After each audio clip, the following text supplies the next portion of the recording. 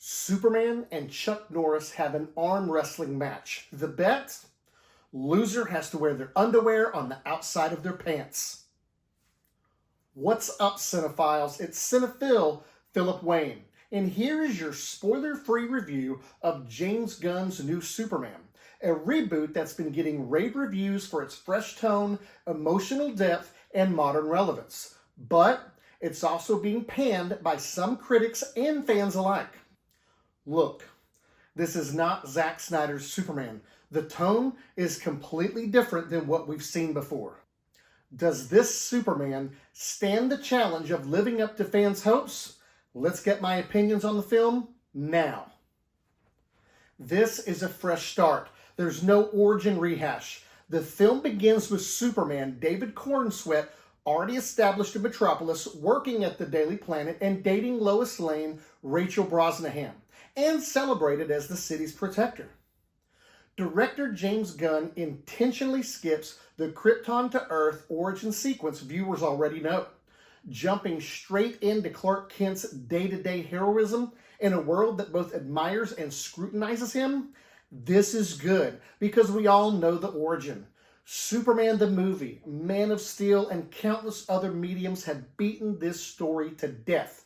Everyone knows that Krypton was doomed and that Jor-El sent his baby boy to Earth to live and thrive. We get it. Thanks, James Gunn, for not making us go through it again. This allowed more time for this particular story.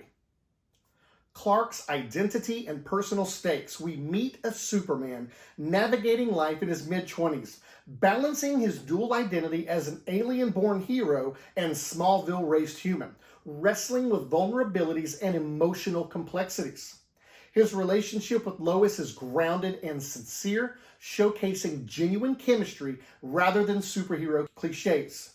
I really loved the chemistry between the two. Watching their relationship develop, it felt real as they navigated being in a new relationship and how that affects so many areas of your life.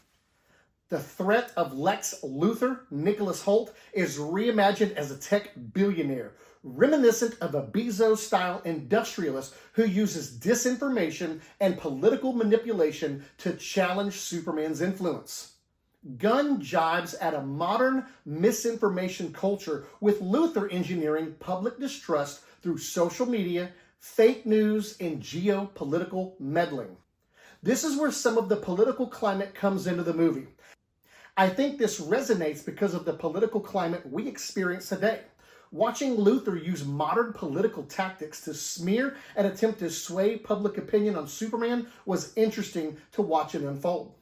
Let's dive into the politics of the film. I've heard a lot of critics, including one of my favorite Supermans, Dean Cain, challenge the political narrative of this film. Listen, there is a political narrative in this film, but the political narrative is to suit the film and the story. As a political person of one particular political party, I did not find this was trying to shove agendas down my throat. The political climate exists to further the story of what's going on in the film. If you want to compare modern events to scenes in this movie and say it was too political or too woke, I simply disagree with you. I questioned if you are allergic to fun and whimsy if you take that stance. Otherwise, I suggest watch the movie and enjoy it for what it is. And to me, the political themes made it even more relevant and real. Upholding ideas in a tough world. Superman intervenes in a brewing war between fictional nations, a decision that raises questions about his role on the global stage. A pivotal sequence shows Superman engaging in a battle where he fails for the first time, leading into real repercussions physically, emotionally, and politically. My daughter commented that Superman didn't feel super in this movie. I disagree. It's stated in the movie, metahumans have been around for about 3 centuries. Superman is the strongest of all metahumans. He's young in his role and has only been Superman for about 3 years. He may not have harnessed all of his potential. I like him powered down a bit and not so godlike. Like early renditions of Superman where it took all of his strength to stop a falling plane.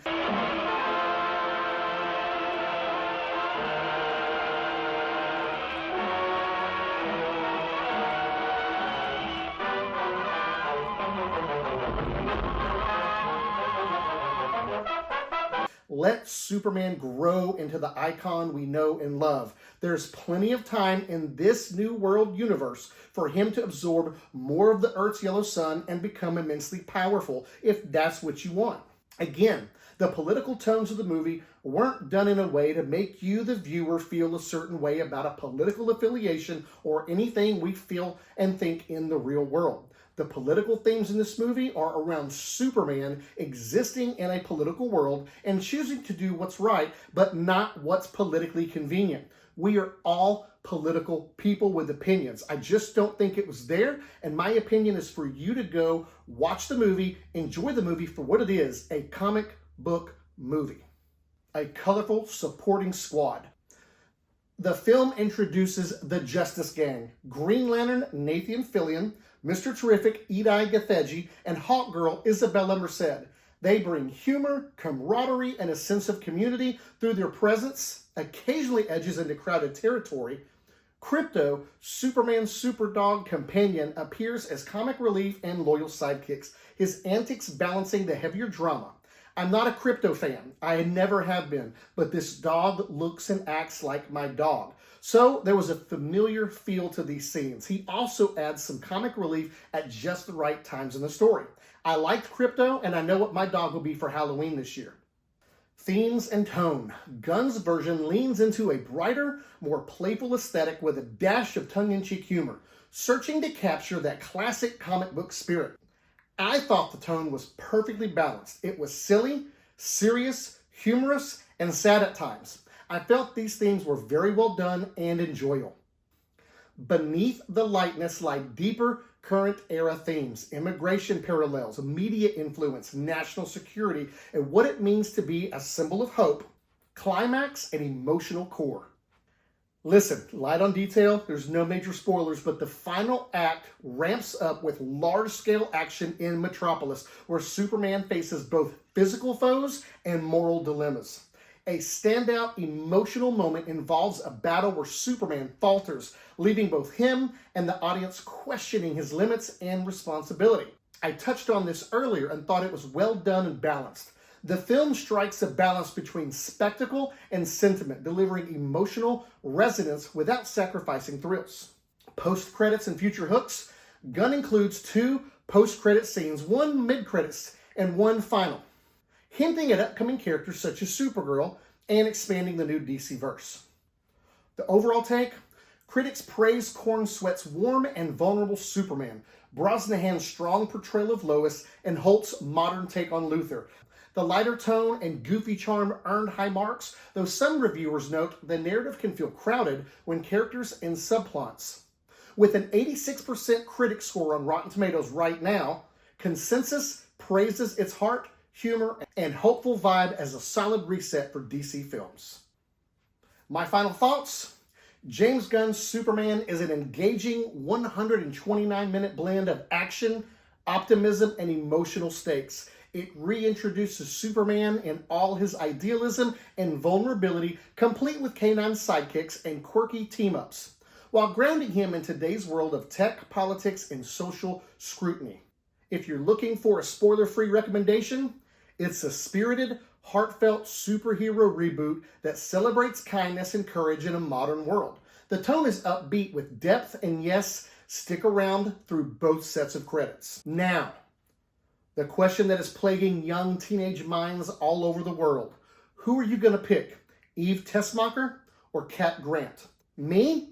I'm going to stay neutral. As a married man, I'm going to plead the fifth. But what do you think? Would you choose Eve Tessmacher or Cat Grant, and why? Let me know in the comments. All right, let's go off script. I thought the movie was fun. I very much enjoyed it. Things that I liked were, I liked David Cornsweet as Superman. Thought he did a really, really great job. I thought he was serious in times he needed to be serious, but I also liked the fun and the playful side. It was very Christopher Reevish. Thought David Cornsweet was a great Superman.